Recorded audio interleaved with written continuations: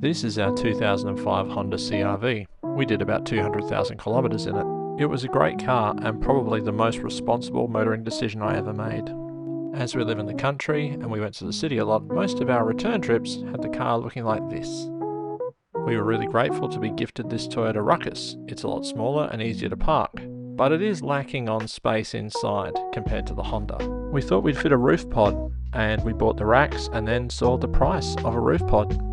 So we bought this one for $50 off Marketplace, but it looks a little bit tired compared to the rest of the car. So my aim is to try and remedy that in this video.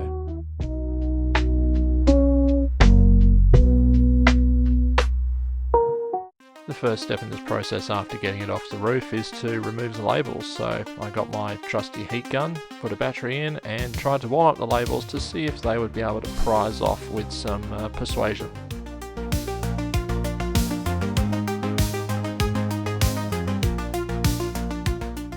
The labels came off, leaving minimal residue behind, although my fingers were a little bit warm afterwards, but I do regret that I forgot to turn the camera on when I was doing the one on the back. Sorry, you just have to imagine what that looked like.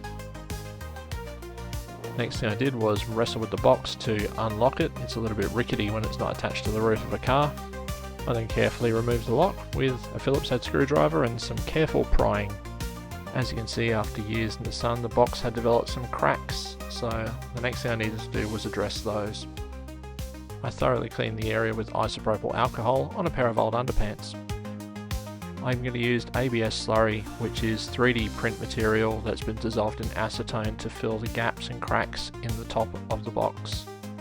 I could have used something like body filler, but this would have provided, I think, better adhesion because I believe the top of the box was already made from ABS plastic anyway. The slurry is just mixed up in the jar and then a brush is dipped in, it's applied that way. A bit of stippling was needed and I probably should have filled in where the screw holes were, but I managed to sort of dapple it and stipple it in there and it was fine.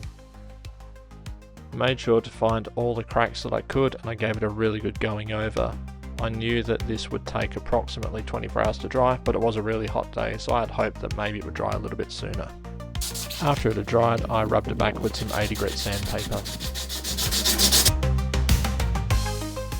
After it was all thoroughly sanded back, I gave it a really good wash. And in this scene, you can also see, if you look to the bottom of the screen, our little friend Squirt the magpie, who has decided to take up residence in our yard. He's very friendly and even rolls over to get pats. Once that was done, I noticed another crack, so I had to repeat the previous steps again. I didn't film the first part, but here's me applying some more slurry. I washed it and rinsed again, and then cleaned the whole thing again in isopropyl alcohol on a new pair of old jocks. This is me preparing to paint. I probably didn't need to mask up, to be fair. The bottom was dirty and the paint was likely to not stick to it anyway, but I masked it up anyway. The spray I'm applying is a plastic adhesion promoter. It's not so much a primer, there's no colour to it. I just thought it would be good to put something on that would help the adhesion of the paint, although it's more of a dye. I got this from my local auto parts store. I'm spraying on a bumper and trim product by Duplicolor. I had this can for maybe 10 years or so. I thought I could get away with just using this up for this project. It's more of a dye than a paint. I say it's more like a dye than a paint because unlike a traditional paint, it was very hard to achieve a sort of wet edge that I could follow along. So it looked very, very stripy for a very long time until many coats were applied. The inevitable happened and I ran out of paint, so I had to go back to Super Cheap Auto and buy another can, a different brand. I didn't know if this would be compatible or not, but I thought let's give it a go and find out. I was a little bit upset that I'd removed all the branding from the top box by taking off the stickers, and I would like to be able to at least have had the brand name back on there. So I decided that after painting I was going to resolve this with 3D printing. I went into CAD and I modelled up the logo and then decided to 3D print it. The logo was going to have a red background and black writing, so I painted the whole thing red, and the idea was I would sand off the red paint and then paint the top of the letters black. This was more difficult than I first thought, and I had to resort to a new method of sanding off the paint. Still didn't work 100%, but hey, maker's gotta make, right?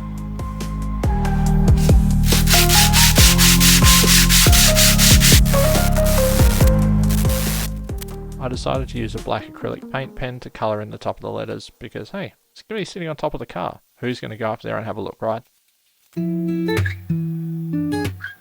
With the paint slash dye mostly dry, I think, I decided I would attach the newly dried badge to the box with some E6000 that glues everything to everything else, and I just put it on the back and then use some painter's tape to hold it in place. You can never use too much painter's tape, you know. I swapped the sad looking Phillips head screws for some M5 cap heads that I had lying around, thanks to Dalek making, check out my other videos. And then I found a rubber grommet that would go around the surround and make it look a little bit neater. Then came the fun part of attaching it back to the roof of the car. Funnily enough, bum fudge is a local word and it means no bunnings in a really windy place, so if you don't mind, by the power of editing, I'd like to skip forward right now. There you go, in the words of Johnny 5, ain't that special? Overall, I'd say that was a success. It's in keeping with the look of the car, and it only cost me $20, so judging by the price that I found at the start of the video, that's a saving of $529. Now where's the nearest RC car shop?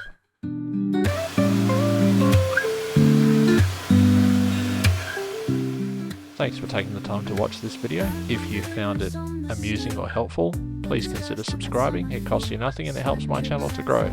Otherwise, that's okay if you don't want to. I wish you luck and prosperity in your life. See you on the next one. Rooftop holds our hopes and dreams, basking in those sunlit beams.